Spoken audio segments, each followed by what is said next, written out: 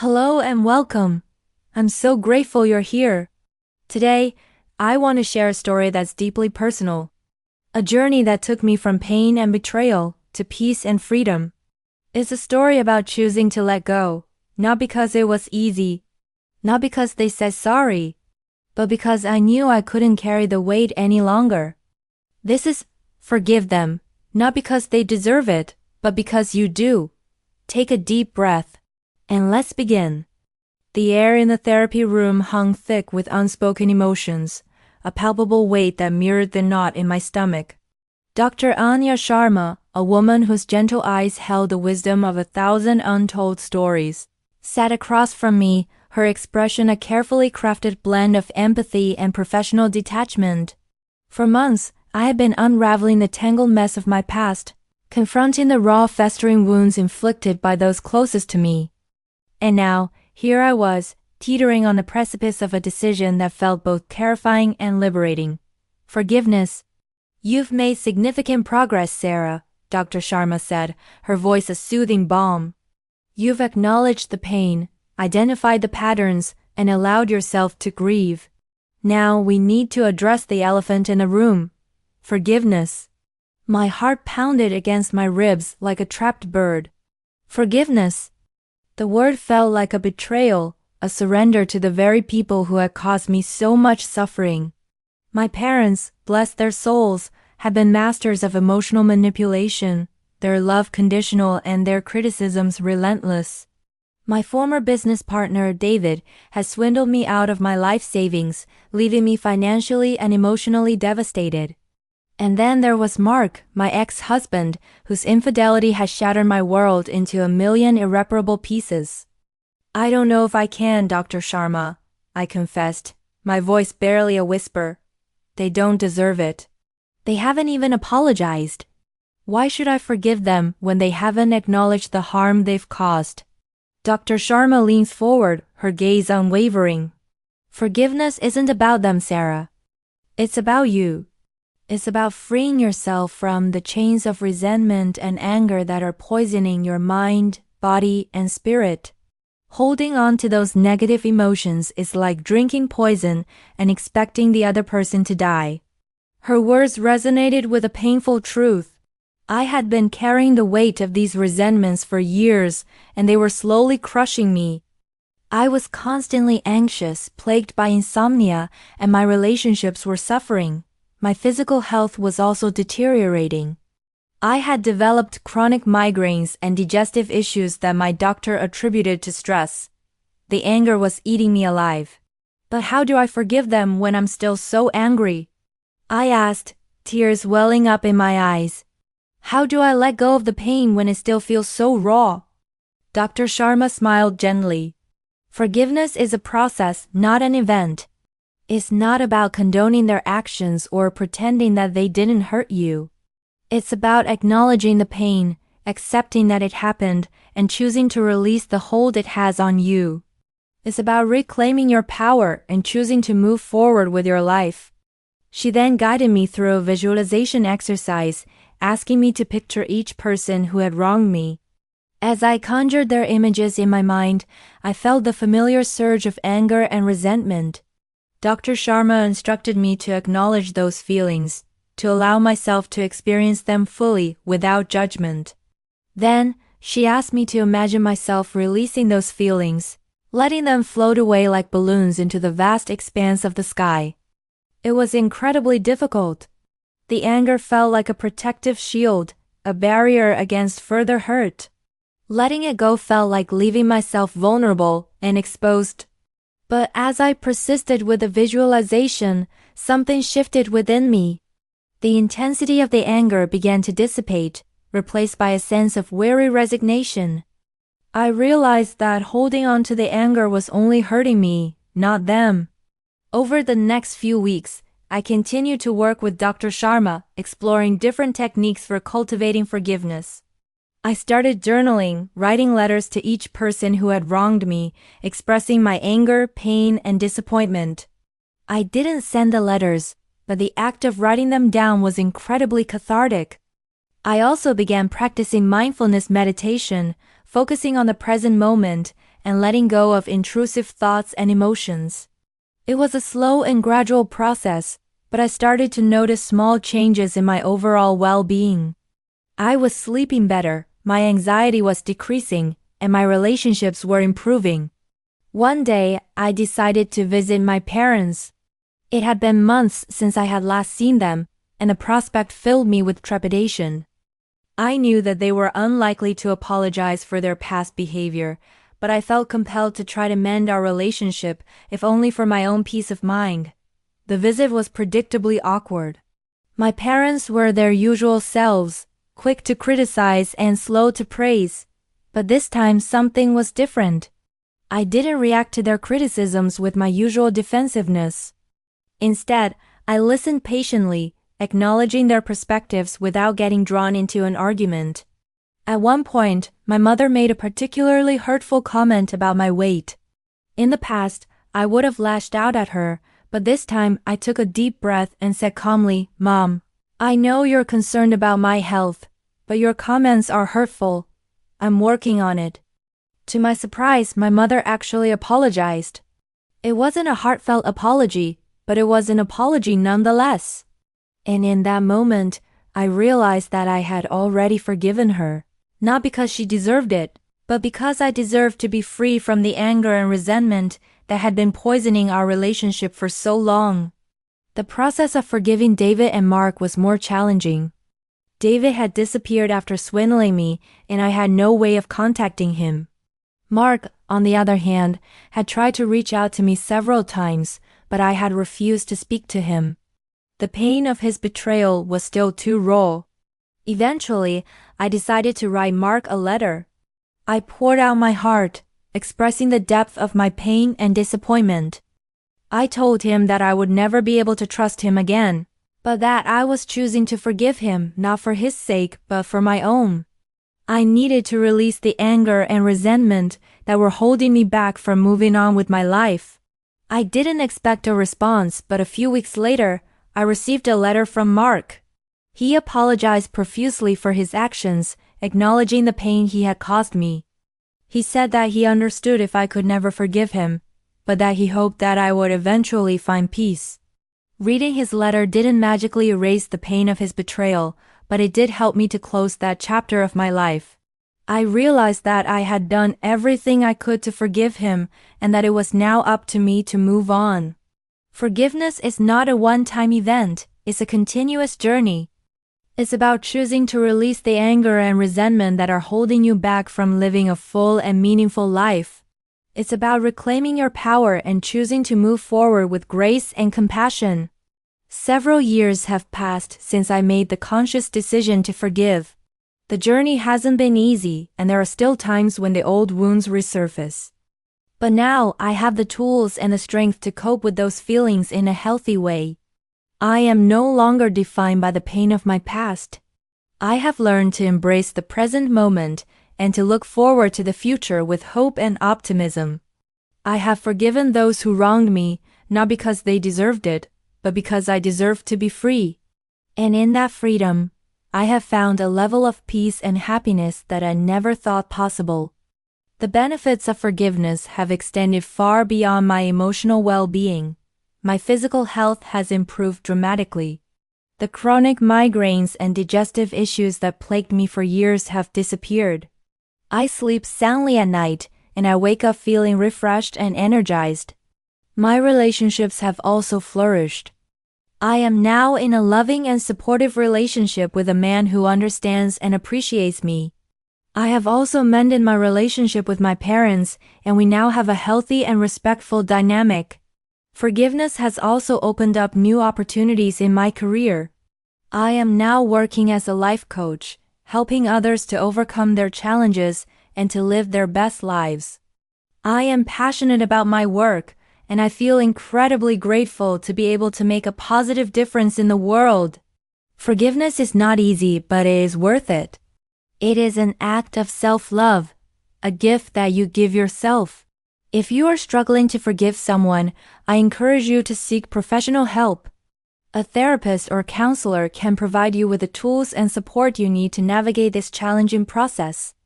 Remember, forgiveness is not about condoning the actions of others. It is about freeing yourself from the chains of resentment and anger that are holding you back. It is about reclaiming your power and choosing to move forward with your life. It is about finding peace, healing, and happiness. It is about forgiving them, not because they deserve it, but because you do. 5 years after my initial therapy sessions, I found myself sitting on a sun-drenched porch overlooking a tranquil lake. The air was crisp and clean, carrying the scent of pine and wildflowers. Beside me sat Elias, my partner, his hand gently resting on mine. We were on a retreat, a small group dedicated to exploring the principles of radical forgiveness, and I was there as a guest speaker sharing my story.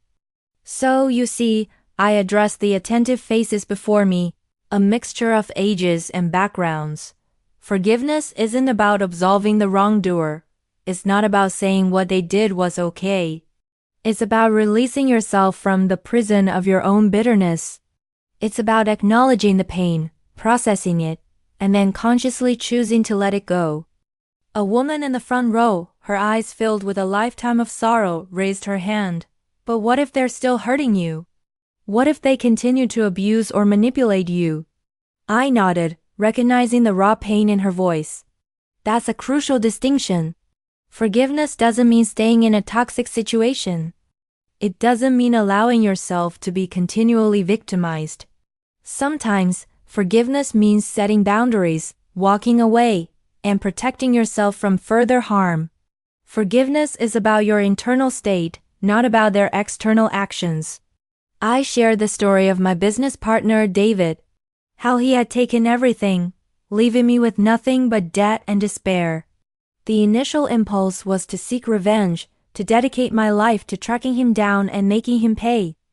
But I realized that such a path would only consume me, turning me into the very thing I despised. Instead, I continued, I focused on rebuilding my life. I filed the necessary legal paperwork, but I refused to let the anger dominate my thoughts. I channeled my energy into learning new skills, starting a new business, and surrounding myself with supportive people. Eventually, I came to a place of acceptance. I understood that what David did was wrong, but I also realized that his actions didn't define me. I could choose to be a victim, or I could choose to be a survivor.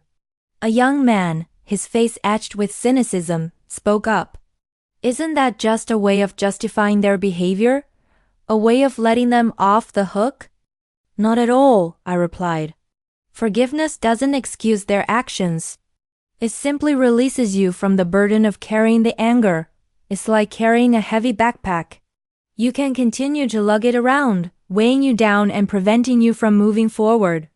Or you can choose to set it down, freeing yourself to walk with lightness and ease. I explained that forgiveness is a process that unfolds over time. There will be setbacks and moments of doubt. There will be times when the anger resurfaces with renewed intensity.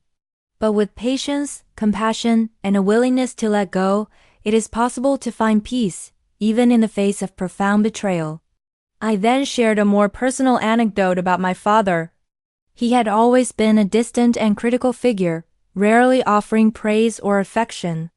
As a child, I yearned for his approval, but it was always just out of reach. This created a deep-seated wound of inadequacy and self-doubt.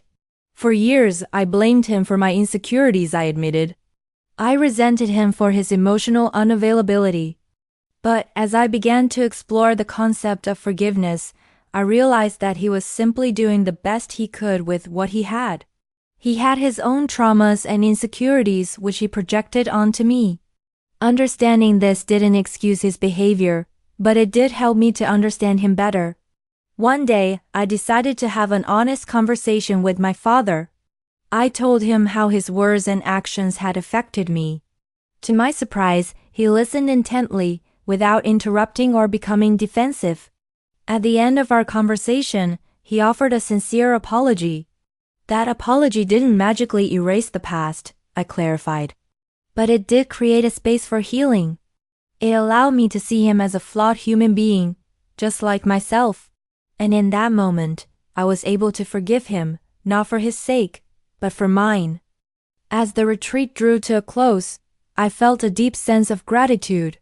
Sharing my story had not only helped others, but it had also reinforced my own commitment to forgiveness. I realized that it was a lifelong practice, a continuous journey of self-discovery and healing. Walking back to the cabin with Elias, I paused to admire the sunset shimmering across the lake. The colors were breathtaking, a vibrant tapestry of orange, pink, and gold. I took a deep breath, filling my lungs with the fresh, clean air. "Thank you," I said to Elias, squeezing his hand. "For being here with me. For supporting me on this journey." He smiled warmly. "You've come so far, Sarah. You're an inspiration to me." As we continued our walk, I reflected on the transformative power of forgiveness. It wasn't about forgetting the past, but about learning from it. It wasn't about condoning the actions of others, but about reclaiming your own power. It wasn't about being weak, but about being strong. It was about choosing to live a life of peace, joy, and freedom. 10 years had passed. I stood before a crowd of thousands, a keynote speaker at a global wellness conference. My journey from a place of profound pain to one of profound healing had become a beacon of hope for countless others. I had written books, led workshops, and established a foundation dedicated to promoting emotional well-being through the principles of forgiveness. We often think of forgiveness as a religious or spiritual concept. I began, my voice resonating through the auditorium. But it's also a fundamental aspect of human health. Holding on to anger and resentment is like poisoning your own body. It increases your risk of heart disease, stroke, cancer, and a host of other ailments. Forgiveness, on the other hand, has been shown to reduce stress, lower blood pressure, boost the immune system, and improve overall well-being. I shared the scientific evidence supporting the health benefits of forgiveness. I shared the scientific evidence supporting the health benefits of forgiveness, citing studies that had demonstrated its positive impact on physical and mental health. I explained that forgiveness wasn't just a feel-good emotion, it was a powerful tool for healing and transformation. But forgiveness isn't always easy, I acknowledged. It requires courage, vulnerability, and a willingness to confront your own pain. It requires a shift in perspective, a recognition that we are all interconnected and that hurting others ultimately hurts ourselves. I offer practical strategies for cultivating forgiveness, including mindfulness meditation, journaling, cognitive restructuring, and empathy-building exercises. I emphasize the importance of seeking professional help when needed, and of surrounding yourself with supportive people. Forgiveness is not a destination, it's a journey, I concluded. It's a lifelong practice that requires patience, compassion, and a commitment to self-growth. But the rewards are immeasurable. Forgiveness allows you to break free from the chains of the past, to live fully in the present, and to create a brighter future for yourself and for the world. The audience erupted in applause, a wave of positive energy washing over me. As I stepped off the stage, I felt a deep sense of fulfillment. I had transformed my own pain into a source of healing for others. I had learned that forgiveness wasn't just about letting go of the past. It was about creating a better future. It was about forgiving them, not because they deserved it, but because I deserved it. Later that evening, I received a message from a woman who had attended my presentation. She had been struggling with resentment towards her ex-husband for years, and my words had inspired her to begin the process of forgiveness. "Thank you," she wrote. "You have given me hope that I can finally find peace." Her message filled me with joy. I knew that the journey of forgiveness was long and challenging, but I also knew that it was possible. And I was committed to helping others find their own path to healing and freedom. As I drifted off to sleep that night, I whispered a prayer of gratitude for the lessons I had learned, the challenges I had overcome, and the opportunity to make a positive difference in the world. I knew that the journey of forgiveness would continue, but I was ready to embrace it with open arms. For I had learned that true health, true well-being, lies not just in the absence of physical ailment, but in the wholeness of our spirit, the freedom from our past, and the unwavering belief in the power of forgiveness. And in forgiving them, I had truly forgiven myself. The weight lifted, and I began to breathe freely, no longer held captive by the shadows of yesterday. Thank you for being here with me today, for listening, for feeling, and for opening your heart to this story. If something in these words spoke to you, if you're carrying pain, anger, or betrayal, I hope this reminded you that you are not alone. And more importantly, that you are worthy of peace. Forgiveness isn't about forgetting. It's about freeing yourself. It's about choosing to live fully, without the weight of what someone else did to you. So take your time. Be gentle with yourself. And when you're ready, let go. If this story resonated with you, consider sharing it with someone who might need to hear it too. And if you like more stories of healing and hope, don't forget to subscribe or leave a kind word below. Until next time, take care of your heart. And never forget, you deserve to be free.